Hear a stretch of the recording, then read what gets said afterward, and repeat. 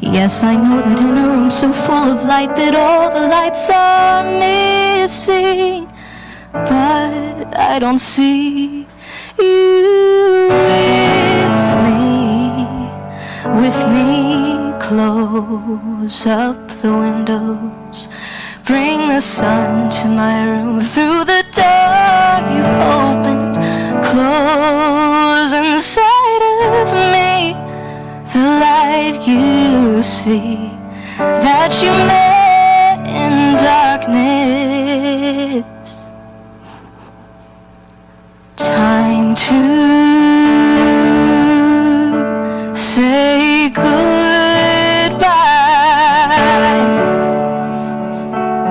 Horizons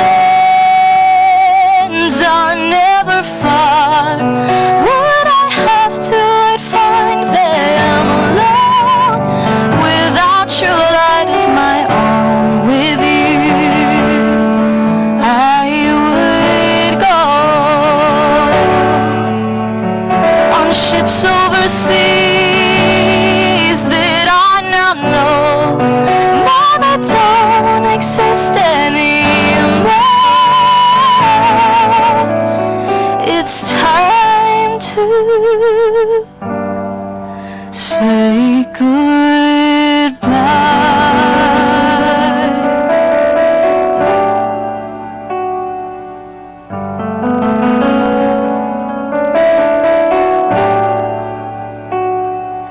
When you were so far away, I sat alone and dreamt of the horizon. And I knew that you were here with me, building bridges over land and sea.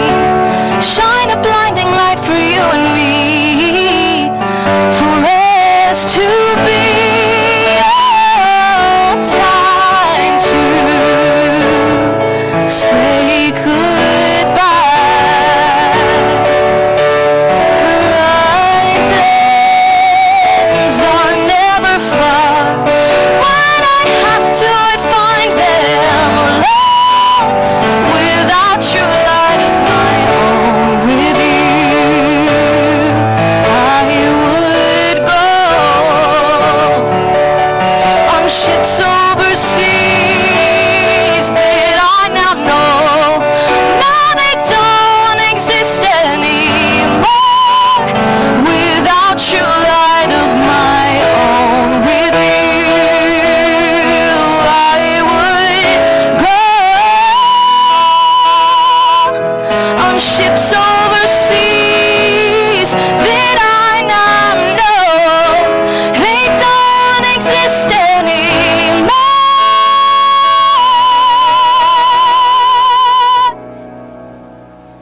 It's time to say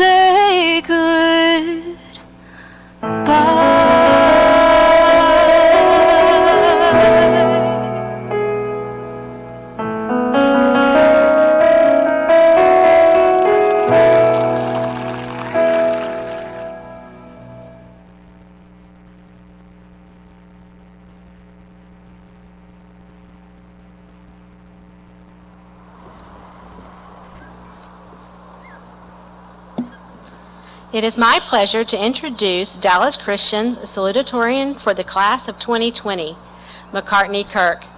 McCartney is what we call a lifer. She started at Dallas Christian in the K-3 program and has been a wonderful asset to Dallas Christian. She is a serious and dedicated student and loves a good challenge. She has shown this by taking the most difficult courses taught on our campus. She is also a leader. She was our student council president, co-captain of the varsity cheer squad, a 3-year member of the National Honor Society, and led worship on our praise and worship team. McCartney has also a heart for service. She plays guitar and sings at her church and has served on Dallas Christian's mission trips traveling to Ghana and Costa Rica, where she was able to help in a medical capacity, assisting with surgeries and exams.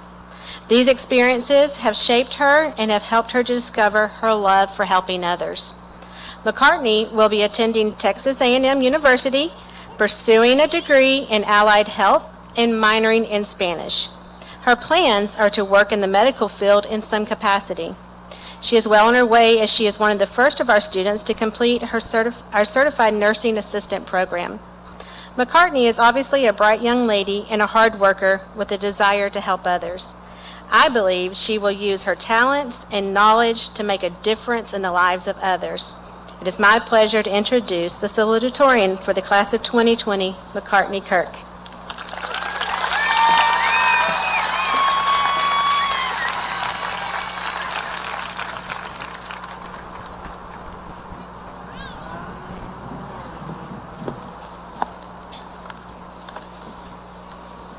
Senior class of 2020. Well, we were thrown for a loop this last 9 weeks. At the beginning of quarantine, my dad continually made the joke that I was born less than a month after 9/11, and I'm graduating in the middle of the coronavirus pandemic, so it's only a matter of time until we find out until what on earth is going to happen when I get married. So I personally, and as I'm sure the rest of my classmates are, hoping for better luck in the future with big life events. I don't want to make the stereotypical graduation speech that claims that all of us are going to change the world, be president, go to the moon, something like that, because most people roll their eyes and stop listening. But I believe that we all can make an impact on whatever piece of the world we have. Most of our class has known each other for 12 plus years, so our circle of impact has always been the same. Because of this, we have become like family. We've grown up together, seen some pretty interesting fashion phases. We've always had each other no matter what. I thought for so long that I would be able to leave no problem. But as we drove through the gates for the last time as students last month, I was overwhelmed by sadness and nostalgia. I realized that my circle was about to change. I'll be the first one to say that I'm ready to go to college. But it's kind of scary to leave a school of 200 for a university of 60,000. So this is where we begin applying everything that we have learned, everything that we have been prepared for. All the small comments about the future that teachers made when they thought that we weren't listening. This is the time to use those. So here, I want to share with you some of the things that my teachers have taught me. Little did we know they cared more about us than whatever was in the textbook. Miss York taught us how to look at things in depth and from different perspectives. I will never read a book on surface level again. But she taught us how to understand that everything in life has more than one point of view, and those are things to be considered. Technically, we learned this in how to write an argumentative essay, but it applies to any discussion we will ever have, argumentative or not. Coach George taught us perseverance and that it's okay to make a mistake. While he may have been teaching us this while we were stressing over some calculus pre-cal test, it still applies to our life. I don't think any of us are so naive as to think that life will be easy, but I think we know something about perseverance and how to continue when things get hard. Ms. Bueno taught us how to appreciate the other cultures in this world. Not only did we learn the Spanish language, but we researched other cultures, traditions, foods, and clothes. Going to college, we aren't going to be around the same cultures and people that we have always known. We need to be able to respect other people's lives, cultures, views, and traditions, even if they're not like ours. Ms. Leeson taught us how to serve all people, no matter who they are, where they're from, how close or how far they are from us. We are called to serve those less fortunate than us, and that's exactly what she taught us to do. I could go on for hours because there are dozens of teachers I never got the chance to have. Oh no. And there are teachers from ECLC, elementary, middle school, and high school that I don't have the time to speak about. So sit here and think about the teachers I have mentioned and those I haven't. Think about what you've been taught and what you've learned. Yeah, in the classroom, we were learning English, math, and science, but again, that wasn't the purpose of our education. We attended high school so that way we could go out into this world and do what we need to do to be better and to make things better. So now, as you leave this high school, as you go into this cruel world, you have the tools that the teachers have given you. You have the foundation in Christ that they have given you. You have everything you need to go out there and do the best you can. Take what you've learned here in whatever short of a time that you attended DC and do something great in your small corner of the world. And if you really feel like it, you can change the world.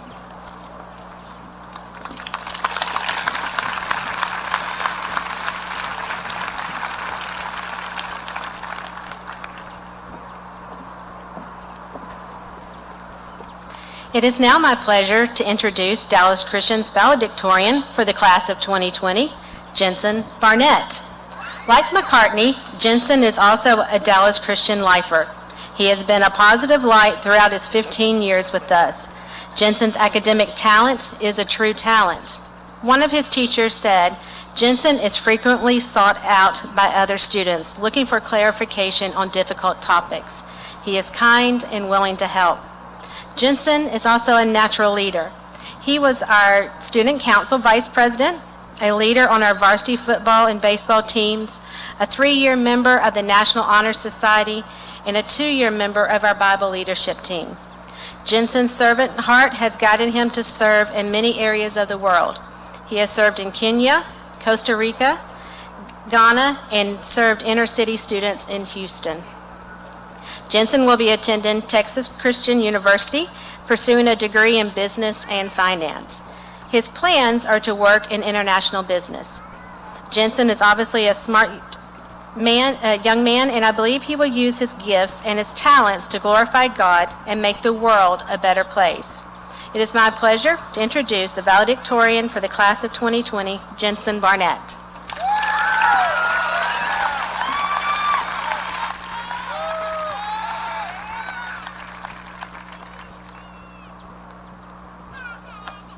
Thank you, Mrs. Webb. And McCartney, that was great. I'm really thankful to have had McCartney and several other students really pushing me to work hard to achieve this goal. But somehow in the end, I drew the short straw, so I get to stand up here and make this speech. So here we go. Honestly, I'm incredibly honored and grateful to be the valedictorian of DC's graduating class of 2020. 2020. It just started, and this has already been the most memorable and monumental year of my life and probably all of our lives. We've seen the world as we know it come to a halt due to a global pandemic. We've seen our nation been thrown into unrest over racial injustices and an economic crisis. However, the one image that will always stick with me from this past year will undoubtedly be turning a corner on a ski run in Crested Butte just in time to see our Vice President, Greg Loescher, fly over a little bump, completely wipe out, losing his poles, his skis, sliding through the snow, and tearing his rotator cuff in the process. Now that image is priceless. Seriously though, we've endured a lot in this past year alone. But all through our lives, we've been faced with a rapidly changing and difficult world. I'm so thankful that my parents chose to send me to DC, not just because of the awesome people I've met here, but because of the foundation that DC has laid in my life. I've attended DC for 13 years, and I consider that spending most of those 13 years on this campus, I find it accurate to say that this school's made me. I don't know what kind of person I would be if I hadn't gone here, and I may be just the same as I am today, but I highly doubt it. Because Dallas Christian has a peculiar way of changing its students and leaving a mark on them that's different from most schools. It really doesn't matter how long you attended DC, whether 1 year or 13. This school impacts you and it shapes the way you live. I'm grateful to my parents for having the wisdom to send me to DC and allowing me to grow up in such a Christ-like and powerful environment. I want to take just a minute to thank the people who have made it their life's mission to lay that foundation of Christ's love in hundreds and even thousands of our students. Our teachers and staff here at DC are some of the greatest people I've ever met, and I owe them for getting to speak to you right now.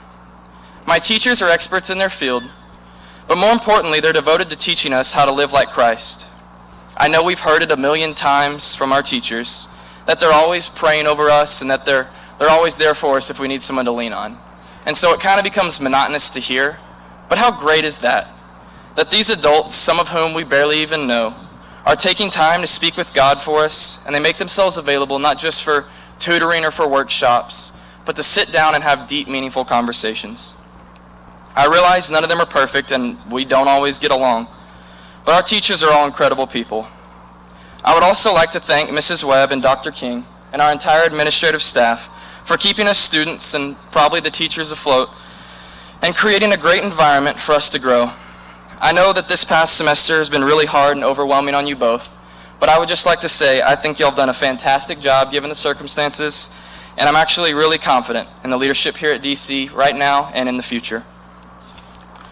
Now, for those of you who wish that I would wrap this speech up so you can go on to celebrating and enjoying whatever post-graduation activities you may have planned, well, I have no sympathy for you, because I have spent hours on a knee right about there, waiting to go take a shower, to go eat Whataburger, and to go celebrate with my friends.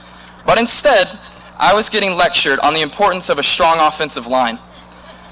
But don't worry, Coach Wheeler, because I promise we all retain that information. It is really cool that we get to graduate on this field, because I've had some of the worst and most painful experiences of my life on this field. But I've also experienced some great moments I'll never forget on this field. Coach Wheeler and all of our coaches here at DC did an excellent job of not just teaching us how to play a game, but how to live purposeful lives.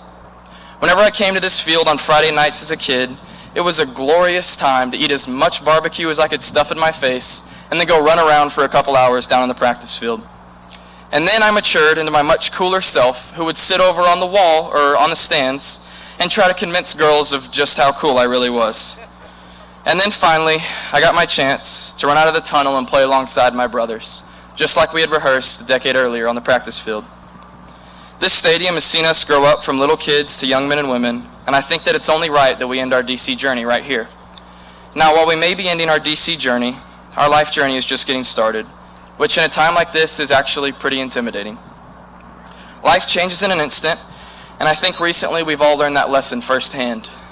So please, just enjoy where you are right now. I'm really looking forward to heading off to TCU in the fall, but these past few months, I've gotten to spend some actual quality time with my family, and I've made some great, hilarious memories with my friends. It's important that we realize that life is fleeting. We try so hard to make for ourselves the perfect life that we miss out on the perfect life that God has set out for us to live.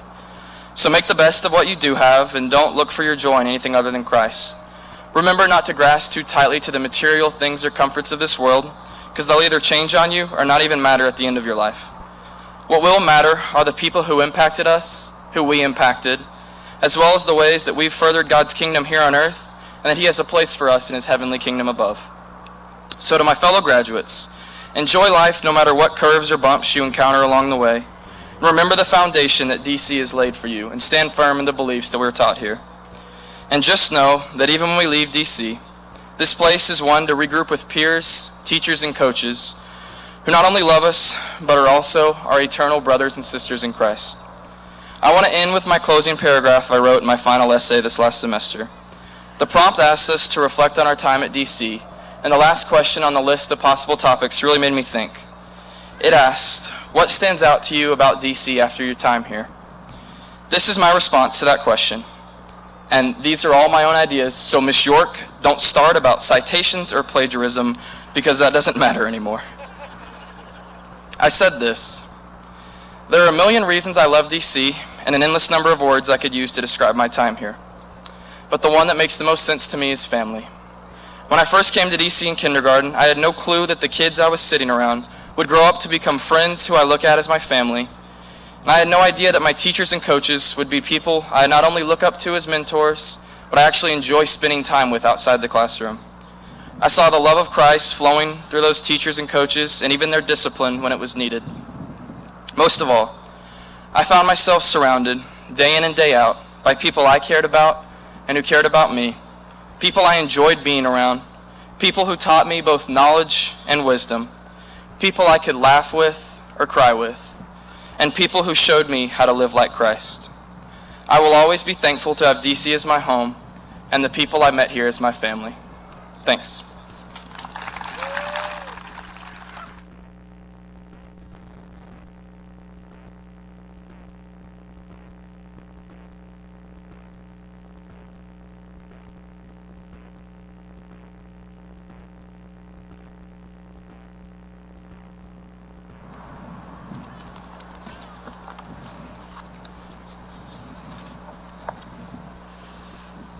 At this time, I would like to tell you a little bit about our commencement speaker, Papa, or better known to y'all as Mr. Jim Kirk. Jim is a former board member of Dallas Christian, and his wife, Pam, and their 3 children, Jeff Kirk, April Roberts, and Brad Kirk, are graduates of Dallas Christian School. Jim has 7 grandchildren, and 5 of them are currently attending DC: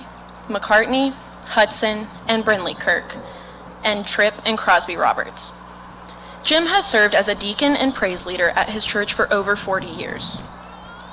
Early in Jim's career, he distinguished himself by creating and producing music for ABC, the BBC, American Top 40, and American Country Countdown, in addition to over 6,500 jingles for radio stations around the globe.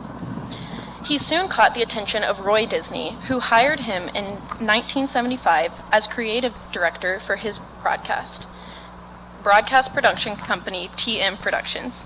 He has had numerous hit records on the Billboard Hot 100 and won over 900 international awards for promotional scores for Coca-Cola, Wendy's, the Boy Scouts of America, the National Association of Broadcasters, and many others. He created the theme songs for the NBC television series Speak Up America, PM Magazine, and produced numerous broadcast shows such as the award-winning series An American Moment with Charles Kuralt and the Tournament of Roses Parade. Locally, Jim created for WFAA TV in Dallas an image campaign series entitled The Spirit of Texas, which then became syndicated all over the world. In 1986, he started Corporate Magic, an Emmy Award-winning production company specializing in corporate events for Coca-Cola, IBM, Berkshire Hathaway, Jaguar, Mazda North America, Ford Motors, and other Fortune 500 companies. Corporate Magic was the official production company for Super Bowl 45 and has produced numerous other events for the NFL. They are currently the official production company for the Dallas Cowboys and have produced their Thanksgiving halftime show for the last 20 years. In addition, he has produced concerts for Garth Brooks, Keith Urban, Kenny Chesney, Usher, Blake Shelton, Demi Lovato, Reba McEntire, and others. Over the years, Corporate Magic has been actively involved with numerous charities by producing events to raise money. These have included the United Way, Red Cross, the Salvation Army, Children's Medical Center, the Sunshine Kids Organization, and more. Jim currently serves as owner and chief creative officer of the company. Please help me welcome tonight's speaker, Mr. Jim Kirk.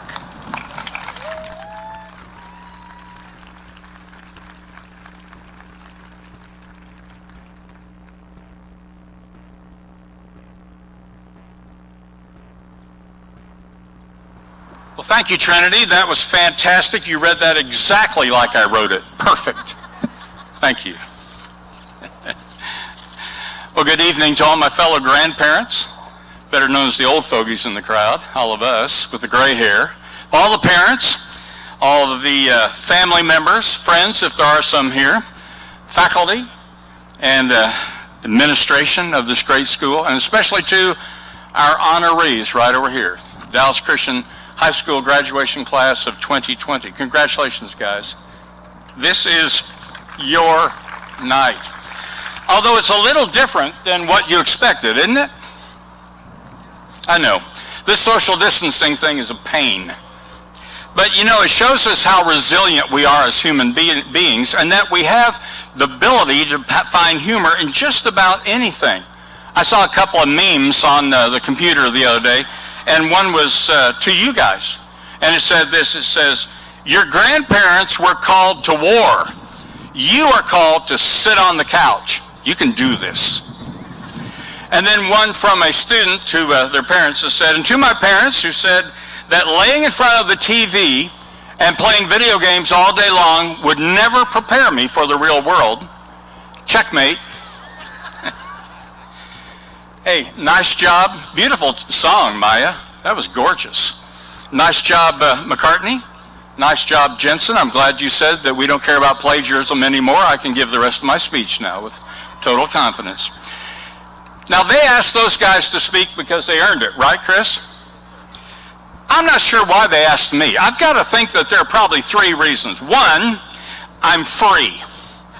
And that's probably, we could stop just right there. But number two is, I do have a genuine love for this school. And I love you guys, especially one young lady sitting right there in front. Number three would be, yes, I've had a lot of life's experiences. And they probably thought maybe I could share some of those with you and give you some insights as to what maybe you could do with the next phase in your journey in life. And I hope I can do that. You see, I've been 18, but you've never been 71. And speaking of 71, I got to tell you, this is past my bedtime right now. Can I get an amen out there from anybody? Okay, I got a question for you. Here's the question. On November 19th, 1863, at the cemetery in Gettysburg, they had a dedication. Who was the speaker that day? Who? Well, it wasn't Abraham Lincoln, although everybody thinks it was Abraham Lincoln. It was a guy named Edward Everett. And he got up and he spoke that day for 2 hours. Don't get nervous. And then right after him, Abraham Lincoln got up. Lincoln gets up and he delivers what we know today as the Gettysburg Address, one of the most famous speeches in history. You know how long it lasted? 2 minutes and 8 seconds. Which raises a question. I'm going to give you a choice.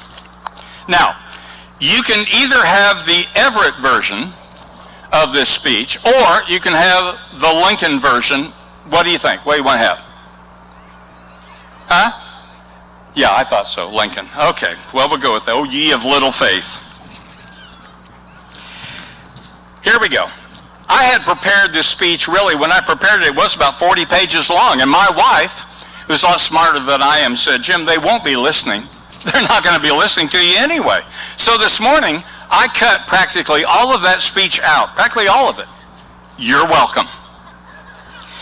In Psalms, it says, we will tell the next generation the praiseworthy deeds of the Lord, his power and the wonders he has done, so the next generation would know them, even the children yet to be born, and they in turn will tell their children, and then they will put their trust in God. I had 6 major points in that other speech, and I was going to pontificate on all of them. But I'm just going to tell you what the 6 points were, save you all that trouble. The first one is this: put God first. In everything you do, put God first. What's number 1? Put God first. You guys are smart. Read his book. Number 2 is dream big and don't be afraid. There's no reason to be afraid. The God of the universe is on your side. Number 3, have goals. You can dream big, but if you don't have goals, dreams are only fuel for disappointment. Number 4, everything you do well. No, don't do just well. Do it to the best of your ability, and I mean everything you do. Number 5, pray. Pray without ceasing, the Bible says. Pray every second of every day. I'm telling you, you can have an ongoing conversation with God. Be close to him. And number 6, the last point was celebrate this wonderful miracle that God has given us called life. Be happy. Be a cheerleader about life. But you're not going to hear about all those, because I'm not going to tell you about those. Instead, I'm going to tell you one simple story about some of his deeds. And since I've cut it all down to be very short, I want you to promise me you're going to listen, okay? Will you promise? Hold up your right hand. No, you don't have to do that. Here's the deal. See, if you listen, I win my bet with my wife, and she has to make me pancakes in the morning. No, there wasn't a bet, but I was just going for the pancakes anyway. I always go for those. Here's the story. It's about a little boy who was growing up in Kansas. Yes, it was me. Topeka, Kansas, I'm a little guy, and I have a grandfather who I adored. He loved me. I loved him. We were buddies, and I looked up to him. He was an elder at his church. He started many churches in the Midwest, was instrumental in helping to start some of our Christian universities we have today. He was a president of a bank. He was a great Christian man in every way, and he was a great attorney. That's what everybody knew about Grandpa Kirk. He was an attorney. And I decided, when I was a little boy, I looked up to him so much, I said, you know what? I'm going to be an attorney just like him. Now, it just so happens, at that time, and all my life, I have loved music. Anybody here love music? You love music? I love music. It's just great. And so at that tender age, I would lead singing in church. in the 4th grade. I would sing in school and I'd play in the band. I was involved in all kinds of musical things. One summer I mowed lawns and saved all the money so I could buy a little guitar. And people would say, Jimmy, what are you going to be when you grow up? And I'd say, I'm going to be an attorney. And then I was on into school and I got into a musical and got a lead in a musical and started a rock and roll band like everybody did back in those days. And we weren't great, but we were okay. We were okay enough to get a recording contract. And then this producer from LA comes to Dallas and he takes me into his studio one night, a guy named Leon Russell, and he takes me to the studio, and the two of us by ourselves in his studio one night, we cut these 2 songs. And because now we had the song for a band and a record that we had out, we became a starting act for Beach Boys, Chad and Jeremy, Lovin' Spoonful, some of you people remember, Sonny and Cher. I'm a sophomore in high school. We're having a good time. It's all fun. And people would say, hey, what are you going to be when you get out of school? I say, I'm going to be an attorney. I'm going to be a lawyer. And then I'm going to school, and of course I'm taking speech and I'm taking debate because I want to be a great attorney someday. And I need to learn how to speak. If I knew I was going to be here tonight, I would have paid more attention. But I'm going through school and I'm paying all that time thinking about that. Now I'm getting ready to go to college, and it's going to cost a bunch of money, and we did not have the money to send me to college. I need a scholarship. I need something. Poof! Scholarship drops in my lap. Guess what it was for? I know you're thinking basketball, but it wasn't. It was for music. And so I started into school, and I'm going to school, and then between my freshman and sophomore year, why, I have to get a job. I want to make some money, so I get hired as a singer, actor, stuntman, go figure, in a production on the East Coast called The Lost Colony. And I go back there, and I'm working there for the summer. The producer was a guy named Joe Layton, who produced a whole lot of Broadway shows, and I got to sit there and kind of sit at the master's feet and learn how you produce a live show. But did I care about that? No. All I was doing was making money because I've got to go back and get my college education in gear. And by the way, by now, I've decided I'm going to be a petroleum lawyer. So I've got a double major, science and pre-law, which was really business, and taking enough hours in music to keep my half scholarship. So I'm back at school, I'm back at SMU, and I am working and studying and working 5 jobs and just studying, no fun at all. And I get a phone call one day from a guy named Bill Meeks. And he said, I'd like to talk with you. So I go over to his studios at a place called Pam's. And I go in there and he says, Jim, we'd like to hire you as a creative director and as a jingle writer. And I said, you know, Mr. Meeks, I got no idea what you're talking about. I wouldn't know how to begin to write a jingle. He said, oh, yes, you would. We remember you from like, what was it, 6, 7 years ago when you were back in this studio all night long with Leon Russell and you were cutting music? And we said at that time, if we ever need to go get some fresh talent, let's go get that kid. That's why you're here. And I thought, well, what's it pay? And I found out, I thought, you know what, I could quit these other jobs and just do this job. It'll make life a lot easier on me. Sure, I'll take it. So I start working there and I start doing jingles. The next thing I know, over the course of the next 2 years, while I'm studying to be a petroleum lawyer, I'm working over here and all these opportunities keep falling in my lap. I'm doing the jingles for KLIF in Dallas and WLS in Chicago and for the ABC network, the British Broadcasting System, American Top 40 and all stuff. I'm telling you, these are just dropping in my lap. And when I get to be a senior, I think, you know what? I'm about ready to go into my law school. I think it'd be smart, since I'm going to be a petroleum lawyer, that I go out and get a job at an oil company and at a law firm at nights. So every other night I'd be at one of them. So I get these jobs, and I'm thinking, you have got it made. This is perfect. You're going to be a petroleum lawyer, you got a job at an oil firm, you got a job at a law firm. Wow, this is fantastic. What could be better than this? Except for one itsy bitsy, little, teeny weeny small thing. I hated it. Hated it. Capital H, extra bold, 172 font, hit loud on your phone, hated it. I mean, it was terrible. And then the next day when I was going to the recording studio, I fell in love all over again. I just loved it. About this time, 2 guys come to Dallas. One guy was an entertainer named Danny Kaye, and he had a partner named Pat O'Day. Now, these guys owned radio stations all across America, and I was just so happened I was doing the jingles for their stations. We're in the studio one day, and they look at me and they said, "Now tell us again. You're going to TC?" I said, "I'm going to SMU." And they said, "And you're studying to be a what?" I said, "Well, an attorney." And I said, "Yeah, well, I've had a change of heart. I was going to do that, but I've decided this music thing is kind of working. And so I'm going to do music as my occupation, and I'm moving to California. I'm going to move to LA." And they said, "Whoa, 2 big decisions. One of them fantastic, and one of them horrible. Yes, you need to be in music because you love it and you're good at it. Remember that. You love it and you're good at it. And the other thing is, don't go to LA. You're going to hate LA. You're not an LA kind of a guy." That kind of reminded me of a Neil Diamond song or something. But they said, "You're just not going to like it. You're going to get gobbled up out there. But if you're serious about this, Jim, we'll go into business with you and we'll build world-class studios and you can be the head of it and you can do any kind of music anytime you want." And I said, "Boy, I'm going to have to think about that." Yes. And that was the beginning of my career. Now, I had always said I was going to be a what? I was going to be a lawyer. I was going to be a petroleum lawyer, even though it was never in my heart. Music was in my heart, but music was never an option, not in our house. I mean, it was never considered. It never crossed my mind in all those years that music would be an option. Why? Well, number one, I'm telling you the truth, I was never that good.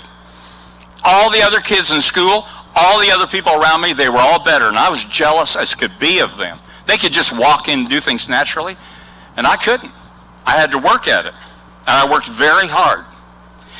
2, the reason why it was never an option is because music was never a serious occupation. I mean, we sang at church, and that was fantastic, but outside of church, it was just for fun. It was just part-time. I mean, unless you were the Beatles, nobody was actually working in the world of music unless you're at the Holiday Inn on Friday nights making $100. And I decided that that wasn't for me. It wasn't a lifestyle I wanted, and I wouldn't be able to make a living and raise my family. Here's where it gets good. But our God, that wonderful God of ours, He's going to surprise you when you least expect it. I promise you. God knew what was in my heart all along. And He prepared me. And He trained me. And He prepared me over and over and got me ready for what He really wanted me to do. God took that whole situation and flipped it on its ear. He made the impossible not only possible, He made it a reality. So what do I take out of that? Stupid boy, faithful God. God took what was simply fun and turned it into an occupation, into a real business. God took a guy with very little talent and He worked with him and He prepared him and He taught me over and over again and stuck opportunities in my lap that were incredible. So what I'm saying tonight is, don't let the screen fall over. Let that be the lesson to you. Whatever you do, don't. What I would tell you is tonight, don't be impressed with me, but be very impressed with God. What does that mean for you on graduation night? When deciding your future occupation, and you will come to that moment, you'll say, what am I going to do with the rest of my life? Pray, and then pray again, and then pray again, and then ask yourself 2 questions. One is, what are you good at? And the other question is, what do you love to do? Remember those questions? Where are your passion and where are your talents? God gave you both of those. And He's trying to get your attention and tell you something. And I'm telling you, if you put those 2 together in one thing, you should chase after that with everything you've got. Choose an occupation that you love and that will help you celebrate life. Get a job you don't mind working hard at because it is worth it. Talk to your teachers about that. They're underpaid, long hours, take grief from lots of people, and yet they sit here tonight filled up with love, looking at you, probably with tears in their eyes, and thinking, yep, Jim, sometimes it is worth it. And I think you ought to give them a round of applause.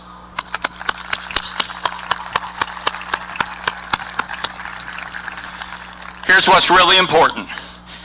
They have figured out how to celebrate life by making a difference to and for others. And you and I should be doing the same thing. You should do that. If you end up being Bill Gates, do it in big ways. But if you don't, you can do it in small ways, starting right now. Tip your waiter too much. Speak to the guy sweeping the floor at the store. Change somebody's flat tire. Thank the trash men. Thank the police. Thank the servicemen and women. Make people feel noticed, appreciated, and special. Everybody needs a smile. Everybody. What we don't need is any more grouches. We got enough of those. You don't need to add to that. Keep that positive, wonderful spirit you've got, because everybody needs it. Be a cheerleader about life. This miracle that God gave you, you say thank you to him every day by living in a way that says, I love this, and I'm going to share it with everybody else. I saw this quote and I thought it was perfect. It says, the most selfish thing you will ever do in this world is to help somebody else. The most selfish thing you'll do is to help someone else. Why? When you get to be 71, you'll look back at the moments in your life where your heart filled up with joy, when you felt warm, where you just felt, that was wonderful. Those moments are almost always when you help somebody else. Celebrate life. Celebrate God's gift. Celebrate his miracle. Always focus on the other guy. Make a difference. You do that, and I promise you, you will succeed in everything you do. What was number one? Put God first. Thank you, whoever said that. That's one. Put God first, and all these other things, everything will fall into place. You know, God's story didn't end 2,000 years ago. It didn't. It's a great story, but he's still writing it. And guess who's in the next chapter? You, and both of you, and those three of you back there, and you, and you. And if you're like any other good character or actor, you're going to say, what's my script? Give me my script. I got to learn my script. Well, here it is. It's really hard. You ready? Listen carefully. If you want to have a good life, don't do bad things. That was pretty hard, wasn't it? There's never a right time to do the wrong thing. There is never a wrong time to do the right thing. Here we sit on this football field. Jensen talks about the great memories out there. Wheeler has been out here many times, and he can tell you that it's all about choices. You come into a game with a great game plan, you can win. You come into a great play at the end of the game, and you choose the right play, you can win or you can lose. It's all about choices. Trust God's choices. Here's the way I see it, and I'm wrapping up. God made this whole universe just to show you what he's capable of. Life on a planet in a universe that's 93 trillion light years. 93 trillion. I mean, couldn't he have stopped at 90? For you. I would think that if you have a God like that, capable of do that, I would want to see and give him a chance to show me what he would do with the rest of your life. You heard my story. Years from now, I want to sit down with you. I want to hear your story. I tell you, you're going to love it. And that is why I love being a Christian. Are you guys ready? You ready? You're ready for this to be over, aren't you? Be strong. Be bold. Be smart. Be faithful. And don't you ever, ever wimp out. Don't ever quit. Don't ever quit. My challenge to you, Dallas Christian class of 2020, is this. Go forth and be God's man or God's woman and live out his destiny for you and help lead this world into a better, brighter, new, wonderful future. It's your turn, guys. We hand it over to you. We need you. And we know you can do it. I know that. Why?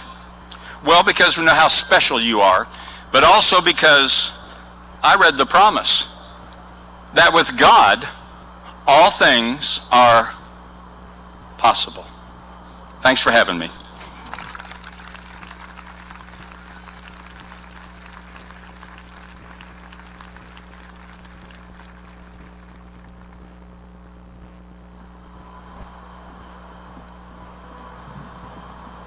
And now the time you've been waiting for, to be able to walk across the stage.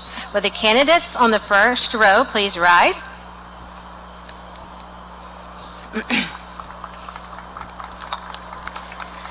Graduating with high honors, Jensen James Barnett.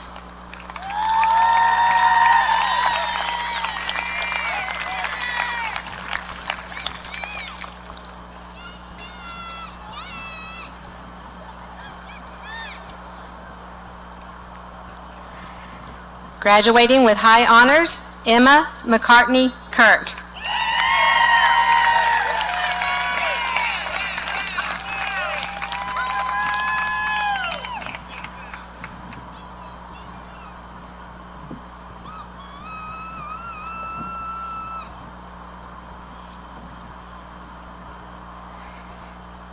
Edith Virginia Allen.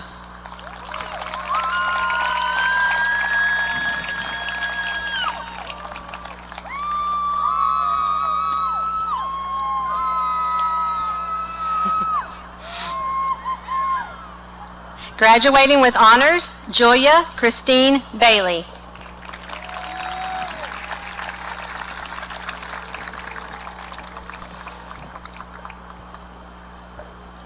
Graduating with honors, Blaine David Bills.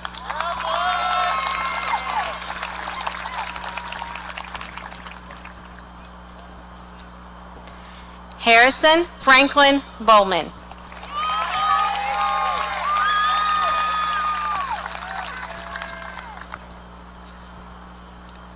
Andrew Thomas Baumkamp.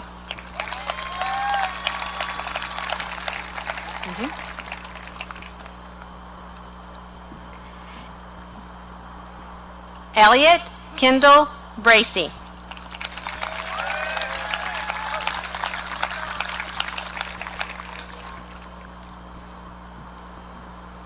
Good job, Elliot. The second row stand. John Christian Colwell.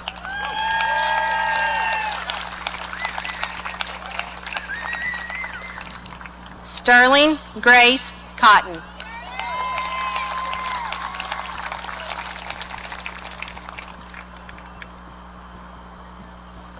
Dylan Cliff Cumby.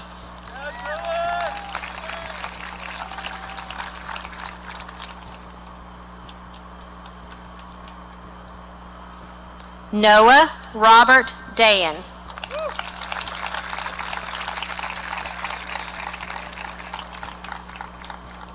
Graduating with honors, Lydia Jane Degner.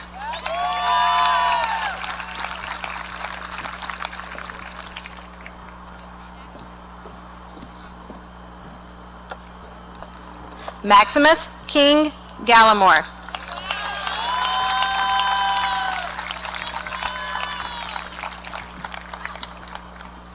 Graduating with honors, Natalie Grace Garrett.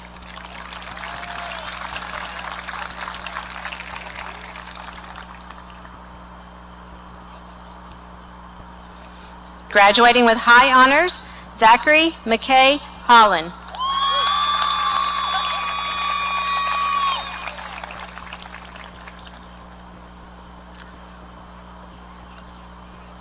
Christopher Jacob Harp.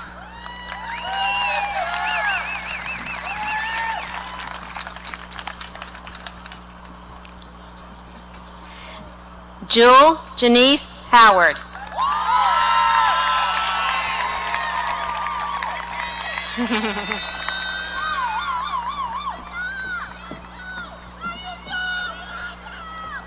Graduating with honors, Austin Travis Hughes.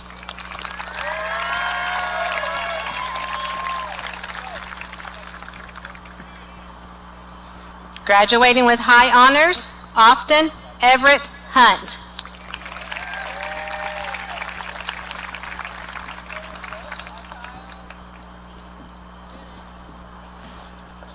Graduating with honors, Kyle Colin Hunt.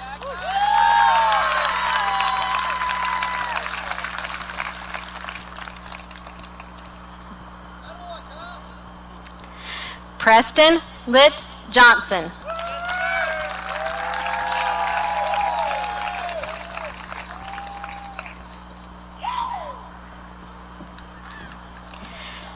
Samuel Wayne Johnson.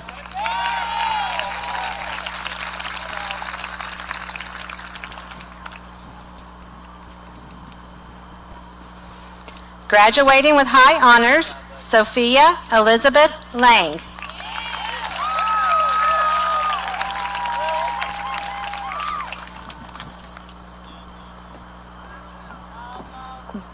Bo Martin Lyles.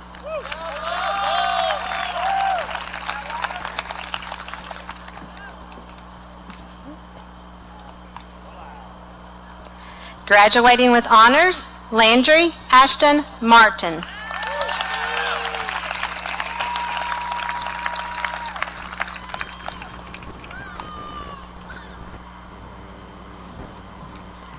Emma Grace Master.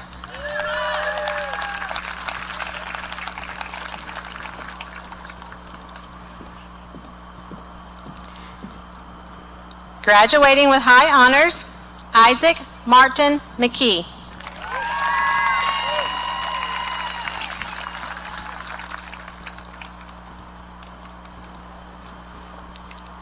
Graduating with high honors, Abigail Ruth Miller.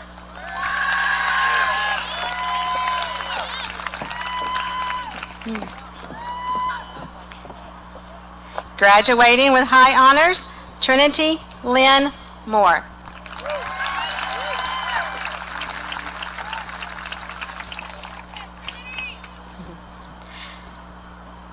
Graduating with high honors, Austin Everett Newhouse.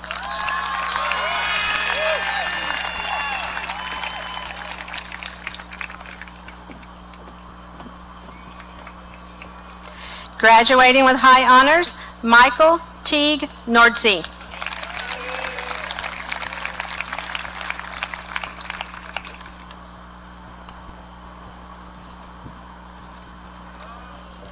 Mafana Basi Itam Owat.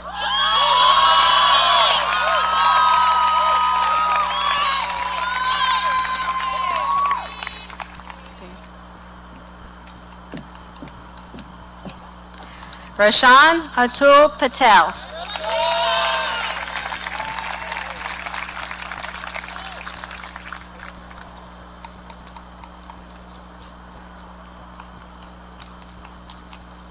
Wade Allen Perry.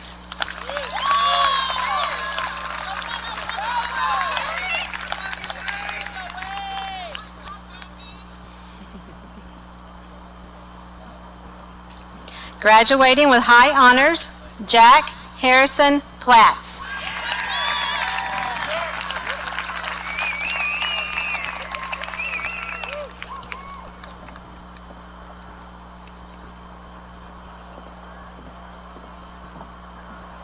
Patrick Lane Reed.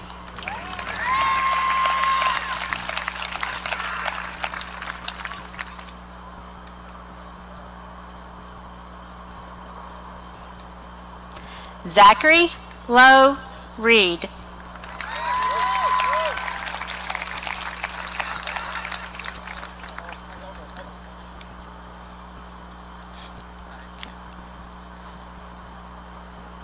Ryan Blake Rice.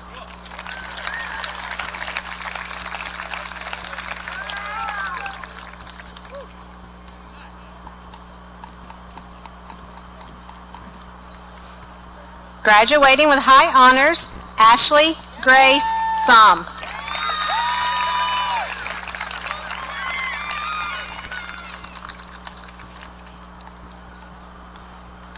Avery Louisa Saucedo.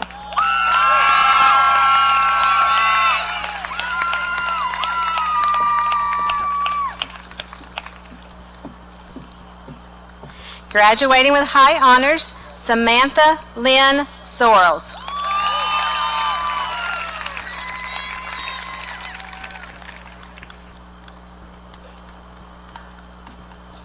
Graduating with honors, Jackson Grady Southers.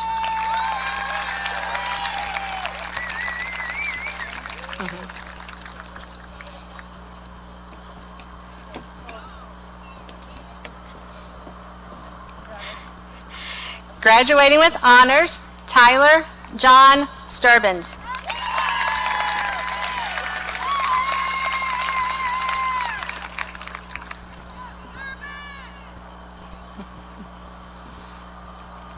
Graduating with high honors, Krista Alyssa Alexis Van Loon.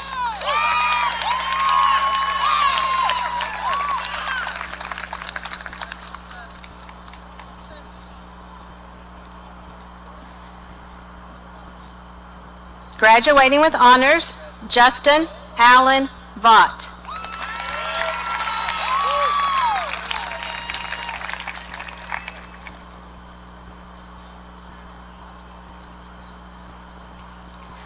Peyton Cash Beasley.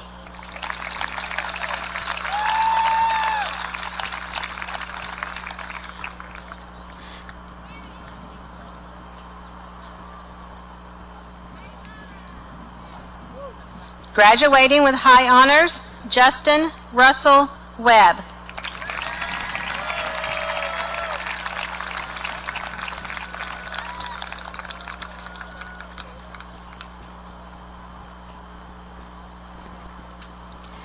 Graduating with high honors, Tyler Daniel Winfrey.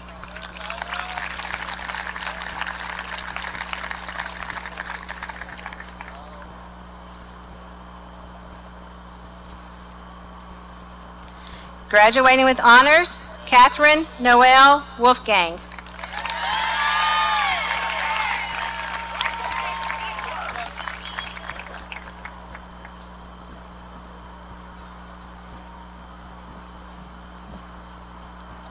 Graduating with high honors, Joseph Milton Yarbrough.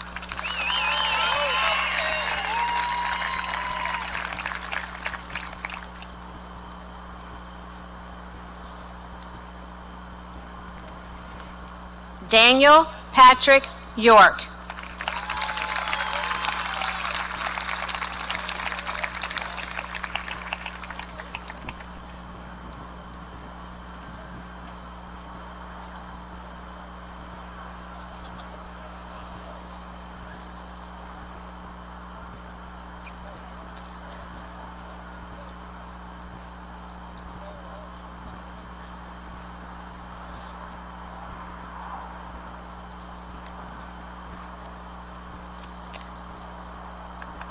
Ladies and gentlemen, the 2020 graduates of Dallas Christian.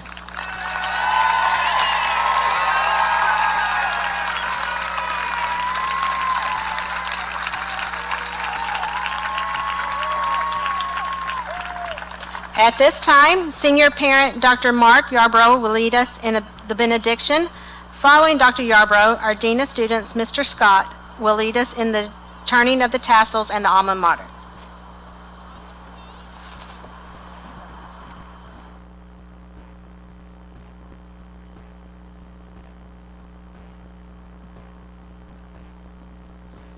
In the Old Testament, they ended things in very unique ways, and one of the things that they did was to bless those that were in focus.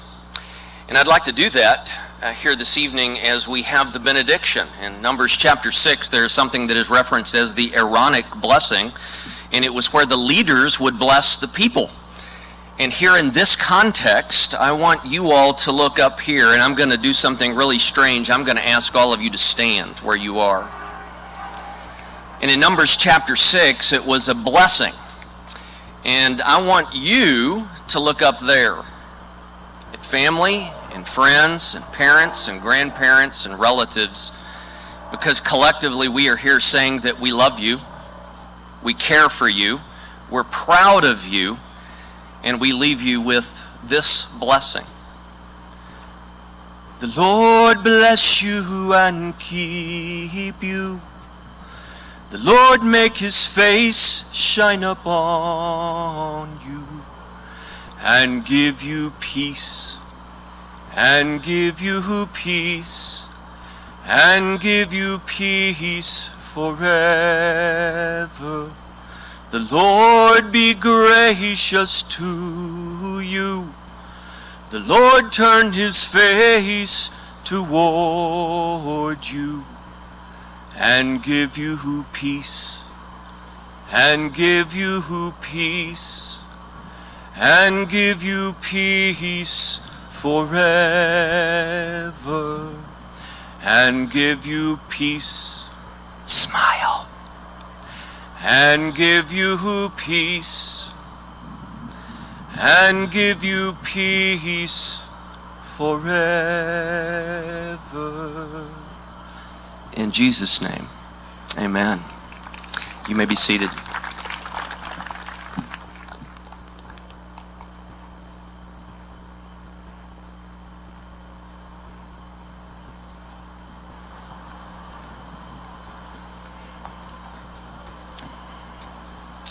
Class of 2020, this is the last action you will perform as Dallas Christian High School students.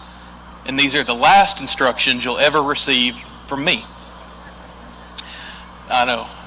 The turning of the tassel symbolizes transitioning from a candidate to a graduate. It serves as a final seal given to you as you're finished with a part of your academic life. Turning the tassel from one side to the other is like turning a page in your book. I hope the next pages in your book will be filled with God, positive people in which you surround yourself, and a little bit of studying. Class of 2020, are you ready? All right, let's stand up. Okay, on the count of 3, you're going to turn your tassels together. 1, 2, 3.